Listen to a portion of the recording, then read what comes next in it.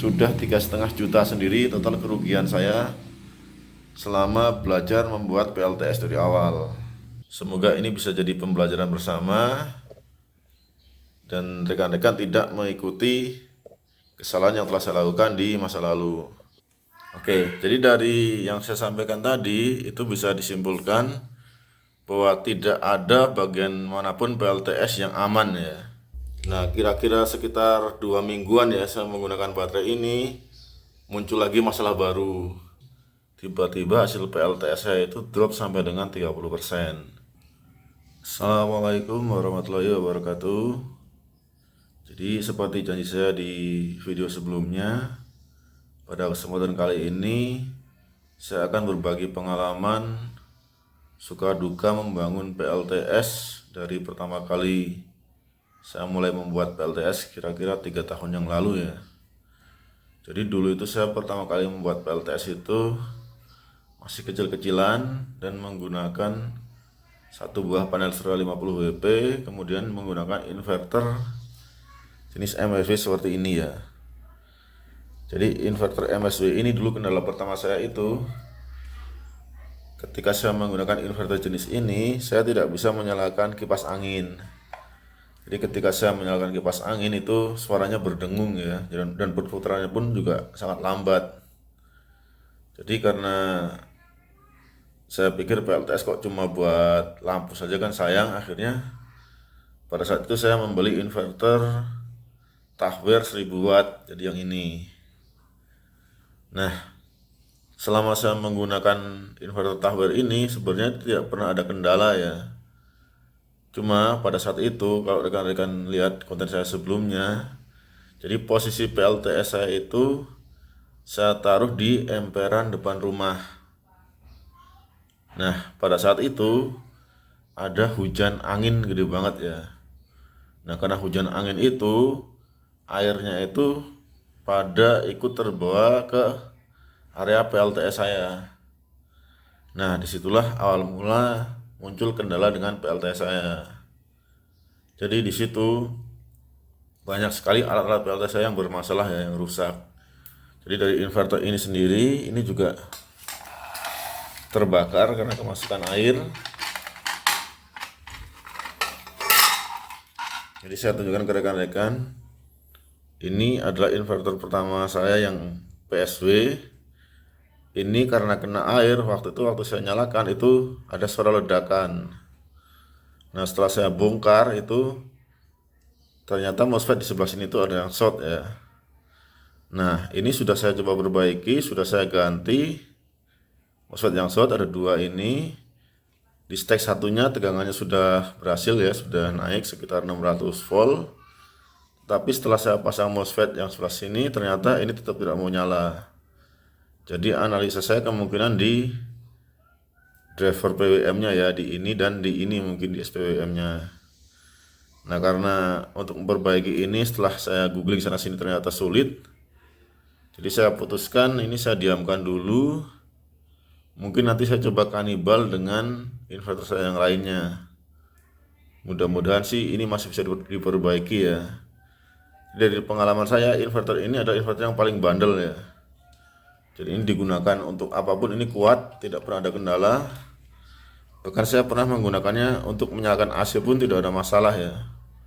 Jadi saya gunakan benar-benar sampai sekitar 2-3 jam masih oke pakai inverter yang jenis ini. Nah, pada saat hujan angin itu yang rusak tidak hanya inverter ini, tapi juga beberapa alat saya yang lain. Jadi berbarengan dengan ini, SCC-nya pun sama ya, ini juga terkena air dan rusak juga. Kemudian di samping SCC ada juga LVD. Ini juga sama, ini saat ini posisinya masih nyala tapi pembacaan voltasenya itu sudah tidak akurat ya. Jadi kadang suka lompat-lompat, jadi sudah error ini. Makanya ini tidak bisa digunakan lagi. Kemudian satu lagi wattmeter ini ya.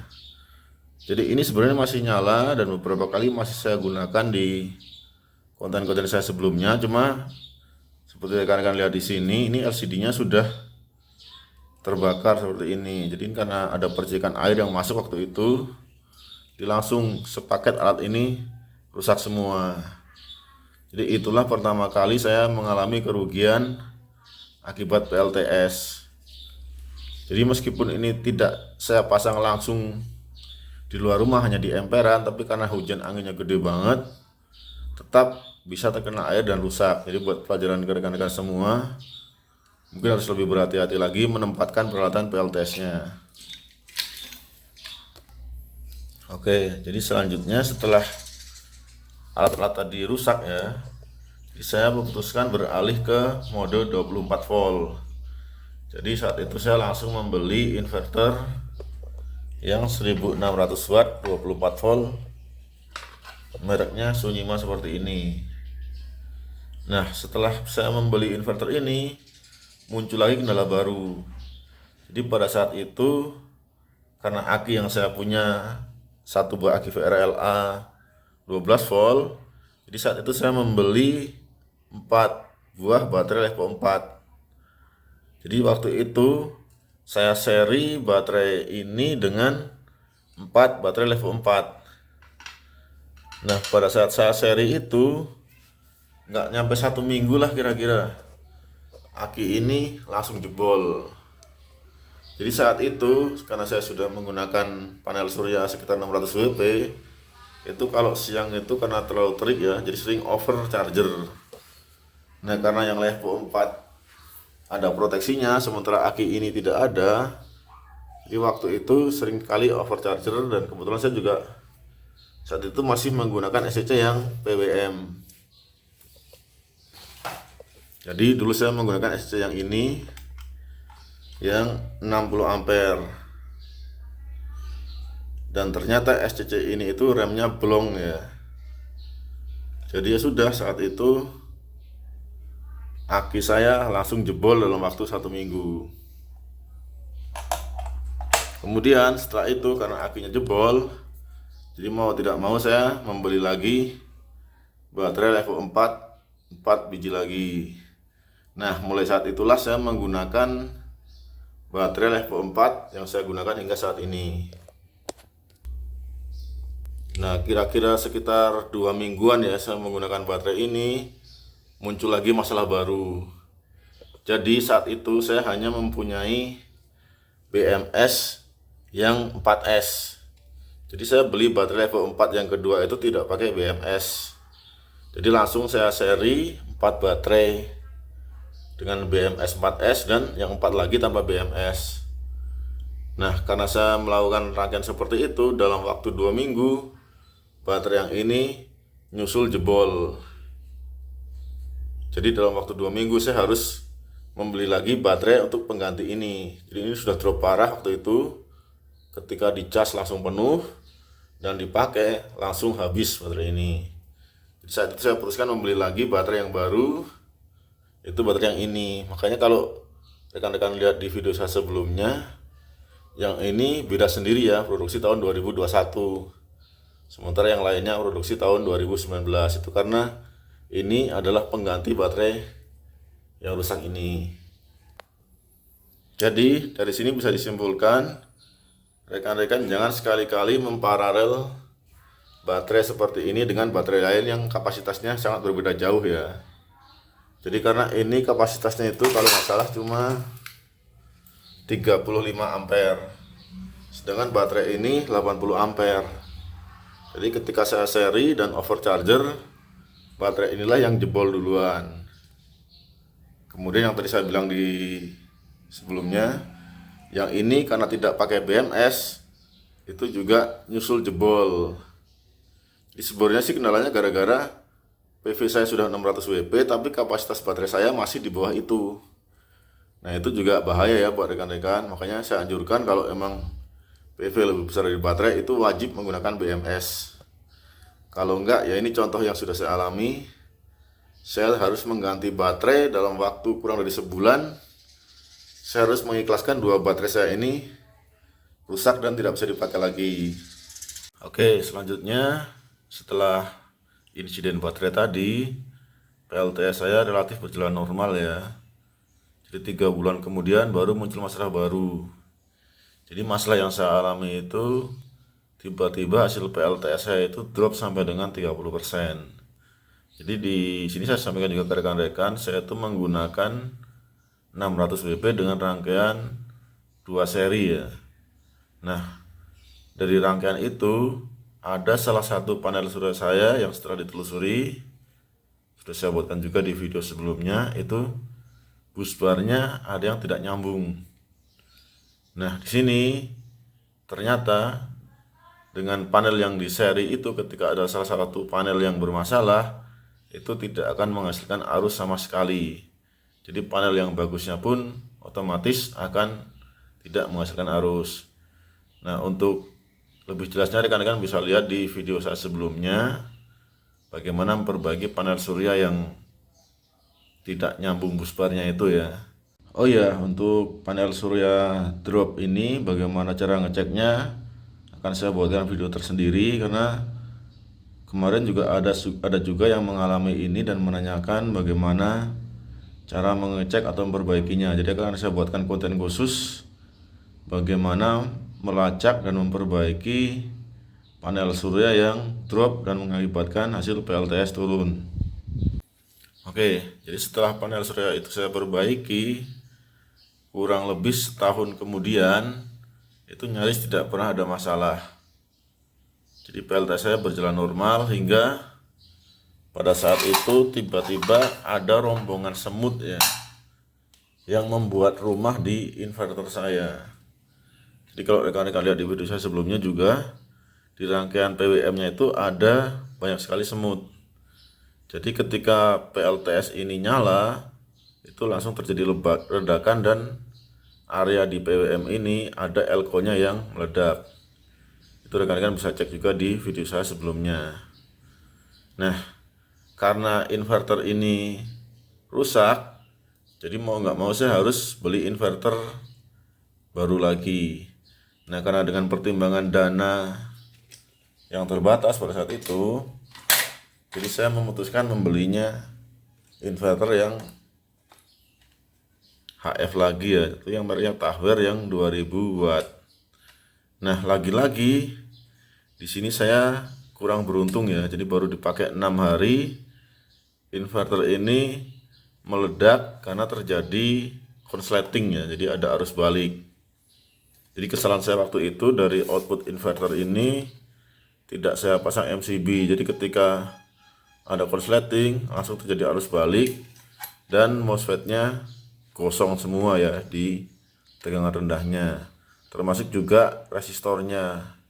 Jadi kalau rekan-rekan lihat di video perbaikan inverter saya, itu saya ganti semua resistornya dan juga saya belikan MOSFET yang orinya. Dan setelah itu alhamdulillah hari ini inverter ini bisa sembuh dan sudah sempat beberapa kali saya pakai untuk konten uji coba saya.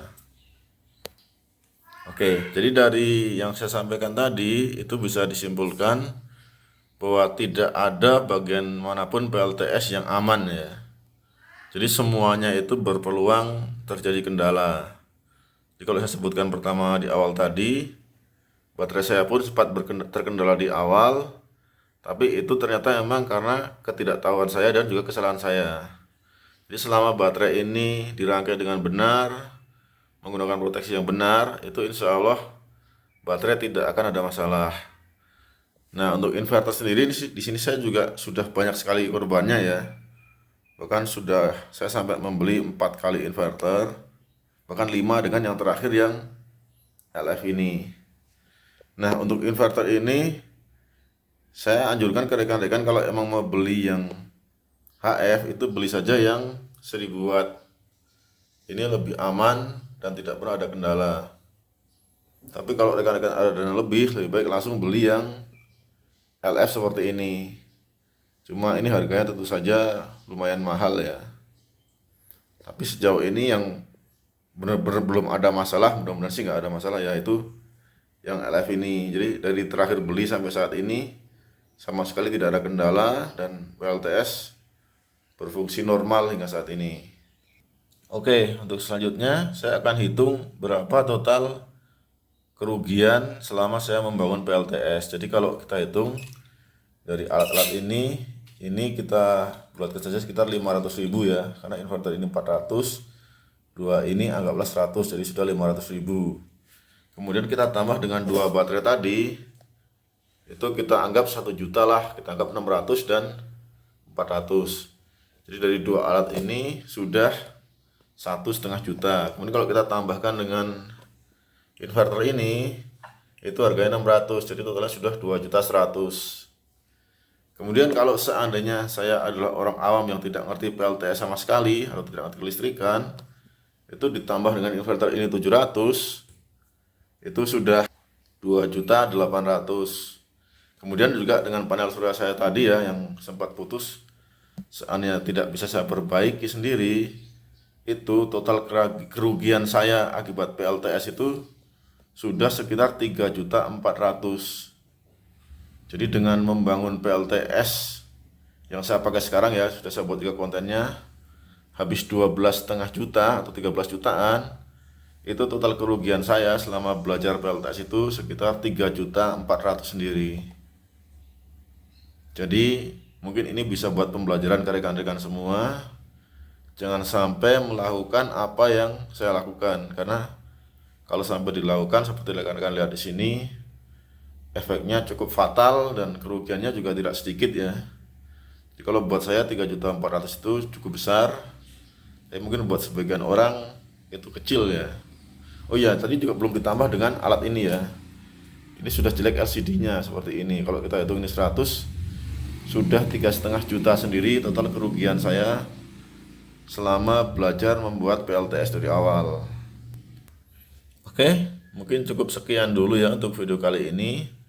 Semoga ini bisa jadi pembelajaran bersama dan rekan-rekan tidak mengikuti kesalahan yang telah saya lakukan di masa lalu. Terima kasih buat rekan-rekan yang terus mendukung dan menonton channel ini. Jika ada saran dan masukan, silahkan bisa rekan-rekan isikan di kolom komentar. Terima kasih, sampai jumpa lagi di video selanjutnya. Wassalamualaikum warahmatullahi wabarakatuh.